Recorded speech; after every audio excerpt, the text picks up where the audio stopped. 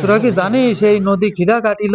না এই তো নদী, এই নদীর গল্প কিছু জানিস তোরা? না চাচা।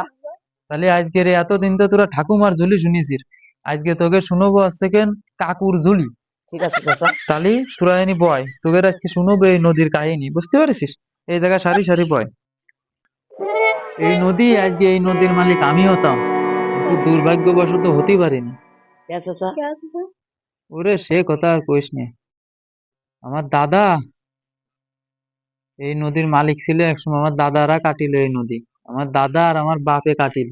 আগে তো জানতাম না চাচা এই খবর। চাচা একটা প্রশ্ন মনে আজ ডাকতেছে, কি প্রশ্ন? এত মাটি আপনি কনে ফেলিলেন?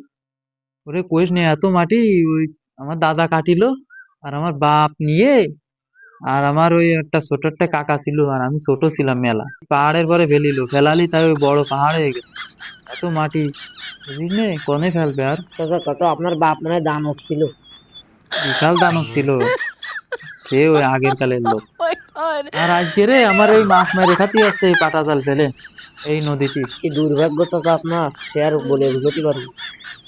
আর দুঃখের কথা কি কব রে, আমার দাদা যখন এই যে পানি দেখতেছি রে, এদিক থেকে এদিকে যাচ্ছে, জি চাচা। ওই সামনে একটা খাল ছিল, সেই খালের পানি এই যে এই গাঙ্গে আনার জন্য খালের মুখ কাটে যে সাইডে দিল পানি আনার জন্য, বুঝলি?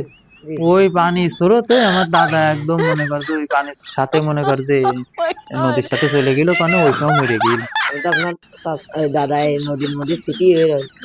এই জন্যই তো আমার নামে জমিটা নিয়ে যেতে পারিনি, সেই কষ্ট হয়ে আর দুঃখের কথা তুই তো শুনলাম আজকে রে, আজকে নদী সম্পর্কে শুনলাম, বুঝলি? আর কালকে শুনবা নিয়ে আসছে সাগর সম্পর্কে। আচ্ছা তাহলে চাচা। তাহলে সাগর সম্পর্কে যদি শুনতে হয় 1 ঘন্টা টাইম নিয়ে আসতে হবে না। তাহলে আজকে এই পর্যন্ত, কাকুর ঝুলি শেষ।